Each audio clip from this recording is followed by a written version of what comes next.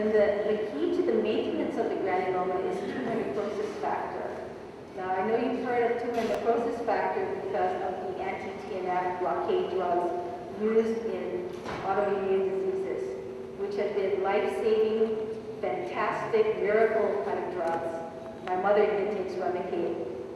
But it has wreaked havoc for TB because if you don't have tumor necrosis factor, your granulomas fall apart, and TB really goes rampant. And some of the worst cases I've ever seen have come from this group. The difficult part about LTBIs, we just don't know who's going to develop disease. Okay? The dogma is that if you're infected, 10% of the individuals infected will go on to develop the disease. In other words, 90%, if you don't have other risk factors, will remain healthy and never suffer. Okay? So initially there's immunization, and then there's replication, and then there is a battle between the body and the bug. And if it's in equilibrium, you have latent TB infection. And if somehow later on, if you can have early or late progression or reactivation, you have escape from the granulomas and you have disease.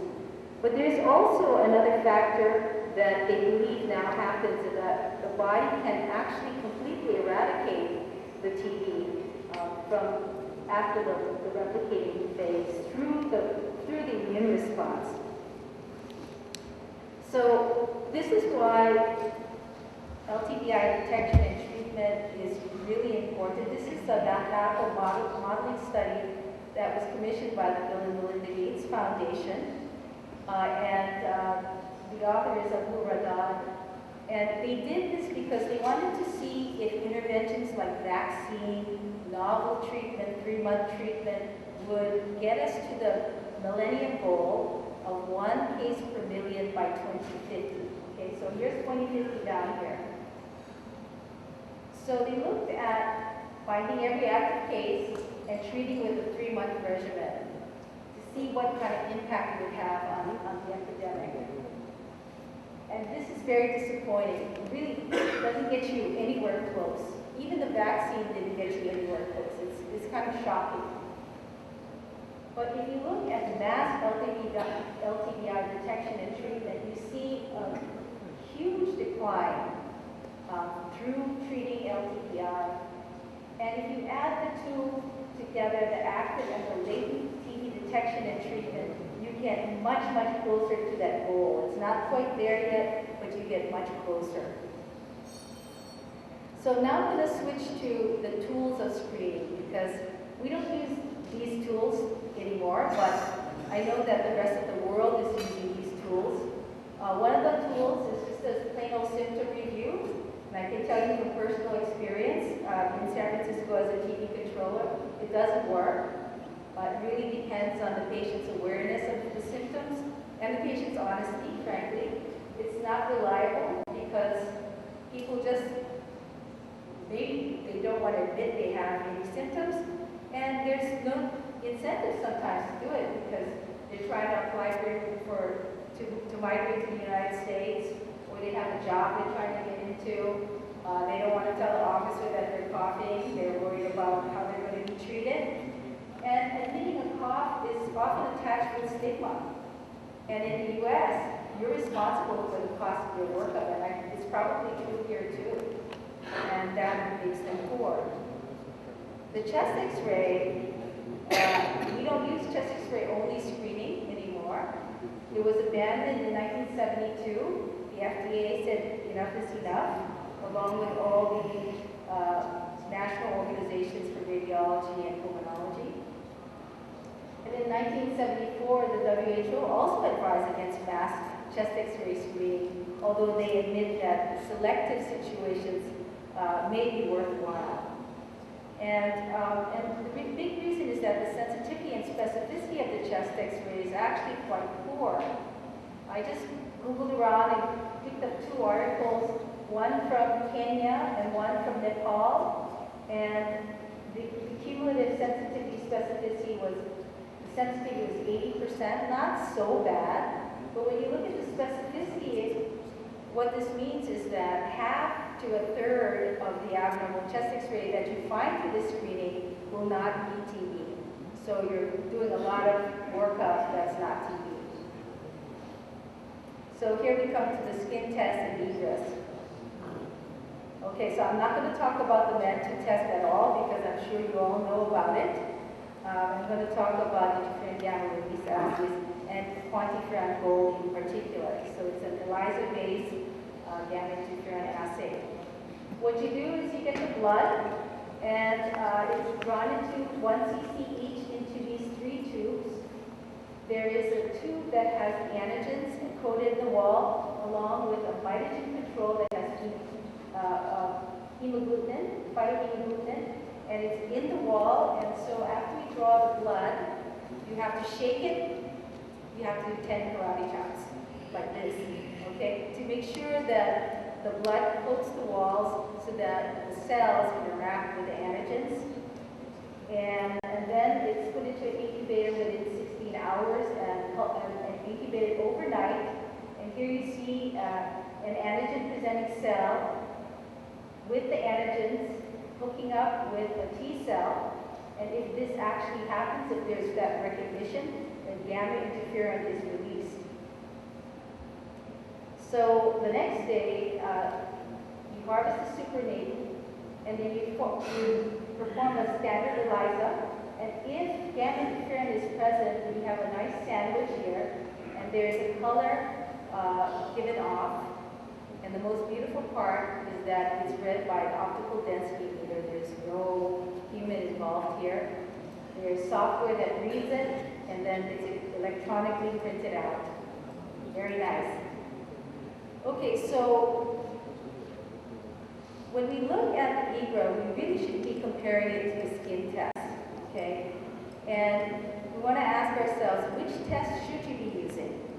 So what are the key considerations? The key considerations are, number 1, the specificity and sensitivity. Number 2, whether there's more or less indeterminate results, and that includes patients not returning for their reading of the skin test. You also want to look at the predictive value of each test and the convenience and efficiency for the provider and the patient or the program. And then finally, the cost effectiveness if your government program, if money is of concern. So the question is, can an IGRA achieve this standard? So let's compare the IGRA to the skin test. Okay? Obviously, this is a blood test, and the skin test is antigens being put under the skin. There are specific TB antigens, SAT6, CFP10, and TB7.7 that are found only in MTB complex, compared to tuberculin, which is really hundreds of antigens, maybe thousands, I'm not sure, but it's just homogenized. It's basically an antigen soup. The results are automated in the case of QuantiFERON and manually read and entered with the skin test. It's not affected, the IGRA is not affected by BCG and most non-tuberculous Mycobacterium, whereas the skin test, as you know, is affected by BCG and NTMs. With the IGRAs, what's so nice is that you get a result with one visit, as opposed to the skin test, which requires 2 visits, and sometimes 3, and sometimes 4, depending on the patient. Okay, and with the IGRA, there's minimal inter-reader variability. In fact, with QuantiFERON, there's no inter-reader variability because there's no reader. Whereas with the skin test, as you know, there are multiple healthcare workers placing and reading, and there's variability. The IGRA is also an outstanding surveillance tool if you're using it for doing surveillance on healthcare workers or just prevalence data in a TB control program, whereas the skin test is really difficult just because the data quality and the data being all over the place and not being electronically entered, etc. And the other fun thing about IGRAs and skin testing is that the IGRAs actually, the result is reported confidentially to the patient. Whereas with the skin test, it's really not confidential if you're living in a hot place and you don't want to wear long sleeves.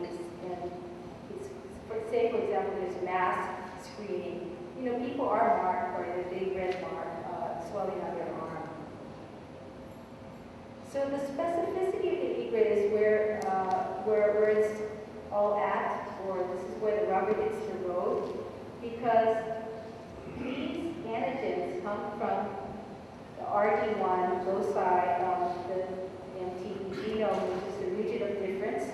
And it's called the region of difference because BCG does not have this. Okay, so it's different than BCG. So you can see that ESAC6, CFP10, TB787 are present in all of the MTB complex organisms and absent in all the BCG substrates. They are mostly absent from all of the environmental non-tuberculous mycobacteria, except for Kanzasii, Marinum, and Soga. And these are pretty uncommon.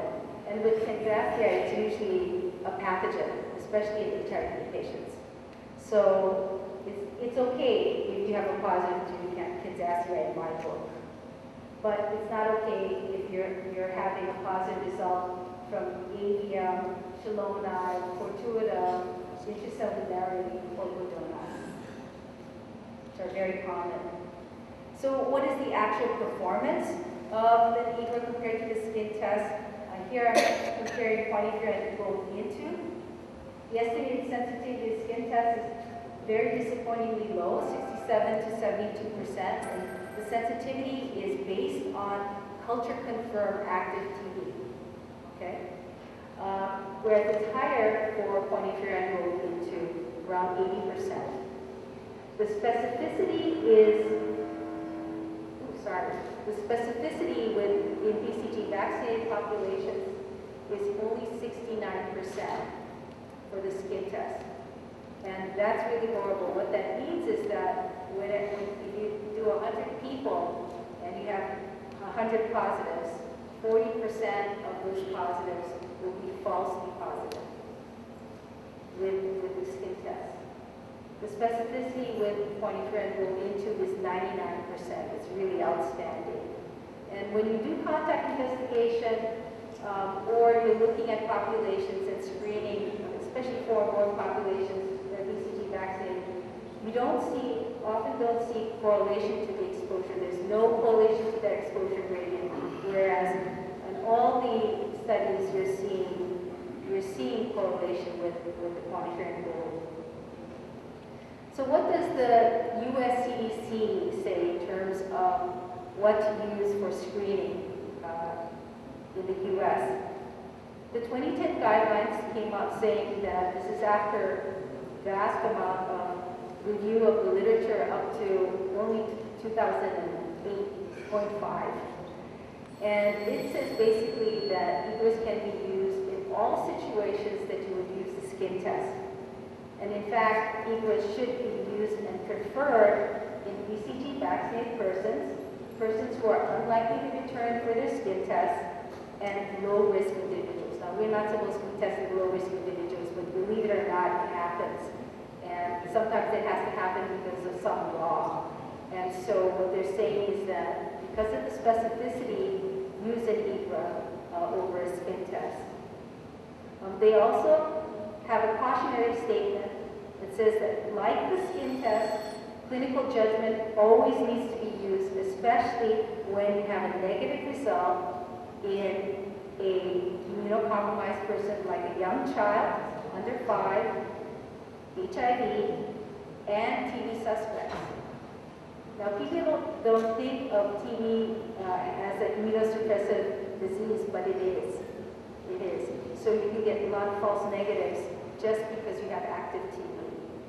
Now, there wasn't enough data at that time to allow a preferred recommendation or equivalent recommendation. You can use an EGRA in kids, but the preferred test, because of lack of data at that time, was less than 5, and use a skin test. And I would say that now that there's a lot of experience in the U.S., the experts in the U.S. will feel comfortable going down to age 2 and using an EGRA, especially in a BCG vaccinated child. And it also says that when you need more sensitivity, when you want to maximize sensitivity because your patient is immunocompromised, you can actually use both. You will do it serially. If the first test is negative, you do the second test. If the second test is positive, you believe it. You assume that patient is infected. And then finally, it says that the lab should report the quantitative results for examination. So how good are the tests? So I already went through these two bullets. The accuracy of the test really depends on the prevalence of inspection of any test. And you don't have to worry about it in India because the higher the prevalence, the more accurate the test. In the US, it's less accurate because our prevalence of infection is so low. The key indicator, however, is the association to exposure risk, as I already mentioned. But the real, I think, the final indicator, because we don't have a gold standard, is risk of progression. And we do have a lot of published literature, so we can look at that. But before we do that, I just want to summarize what is clearly known now about EGRAs, whether the test is superior or not, based on experience or research. In contact investigation, clearly EGRAs are better. They correlate to exposure, and you see the gradient. BCG vaccinated, obviously EGRAs are better because of the specificity and the difficult to reach because you get the result with one visit. In fact, we were able to implement mandatory TB screening in our homeless patients entering shelter in 2005. And by 2009, we had completely eliminated transmission in our shelters in San Francisco thanks to this policy. We weren't able to implement a skin testing policy because 50% of the patients would not return for the results. With comorbidity or with HIV, EGRAs are found to be more sensitive and again correlates with exposure. With the comorbidities, so far we have not found it to be worse, although the data is on the thin side. For diabetes, it works quite well. In pediatrics, it's clearly not worse either, although the data is a little thin. I'll go over that a little bit later. And as far as risk of progression, a brand new meta-analysis shows that EGRAs are clearly better. And this is from Deal. So what does the WHO say? I think you guys know what the WHO says. This is the statement on EGRAs in low and middle income countries that came out in 2011. It basically says that current available tests for LTBI are not known with certainty. And that it cannot reliably identify those persons with the highest risk of progression to active TB disease. And this is kind of shocking to us in the United States that they would come out with a statement like that. So I would like to challenge that statement and ask this question, because this is really the key question. Does QuantiFERON detect those who will progress to active TB? So this is the most recent meta-analysis that came after the meta-analysis that was done for the WHO before they came out with the statement. It comes from Germany, but the analysis of the data is from all over the world by Roland Deal, and it came out in April of 2012 in Chest. And I'm just summarizing it here. I believe you may have that article in the booklet we have, but it might be the old one, I'm not sure. But anyway, so the positive predictive value based on this meta-analysis showed that commercial EGRAs was 2.7% versus 1.5% for the skin test. That was statistically significant. But if you look at it, it's pretty lousy, right? It's a pretty lousy risk of progression. However, what Deal did was he actually separated those at higher risk, those that were contacts who actually had exposure, from those that did not. And when he did that, then you clearly see a separation in terms of progression with an EGRA at 6.8% versus the skin test at 2.4%. And that was highly significant. The other good news about this analysis is that both the skin test and the EGRA have great negative predictive value. I mean, you can believe the negative.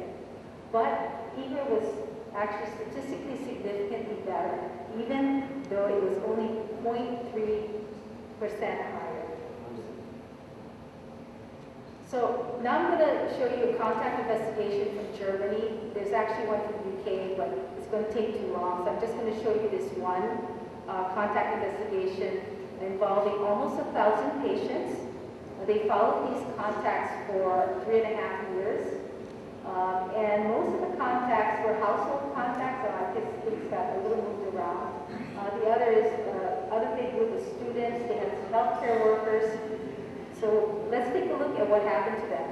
Out of the 954 close contacts, they had about 20% or 198 QuantiFERON positives and 756 QuantiFERON negatives. So let's take a look and see what happened to the negatives.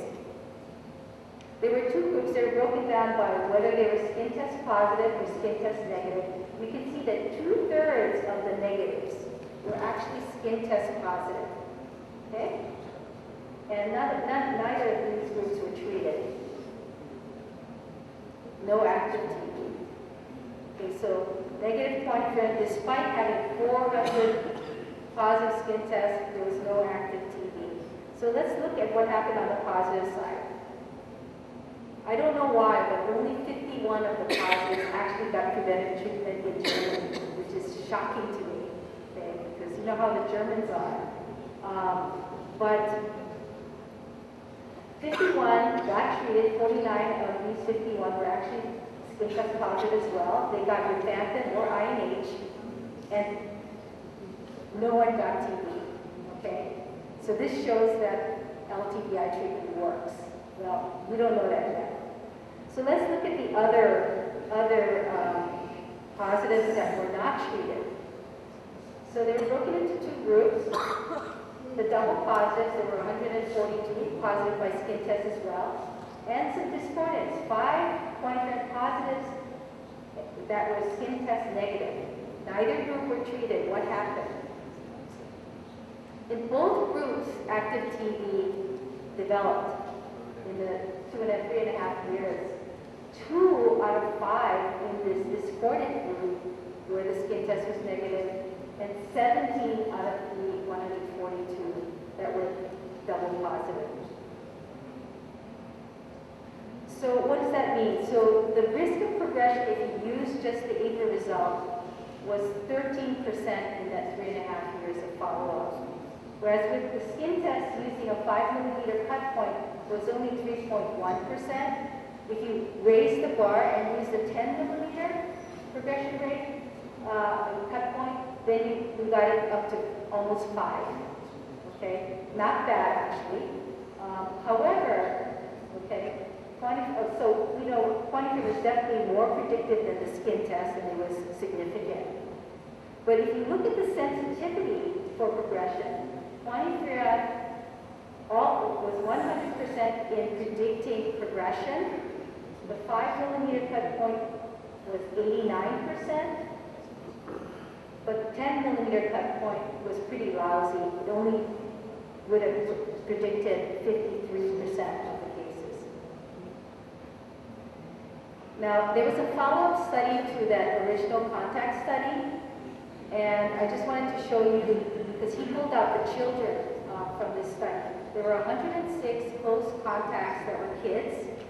The average age was about 10.4 years. A third of them were BCG vaccinated, and out of this group, 6 progressed to active TB. QuantiFERON found all of the 6 out of 21 positives, for a risk of progression of 29%. The numbers are very small, but it's still pretty profound, I think. The other important finding is that none of the 83 QuantiFERON negative kids broke down with TB. You know, they're the canaries in the coal mine. So I think that's really an important fact. If you use the 5mm cut point, the good news is that you would have predicted all of the cases by skin test.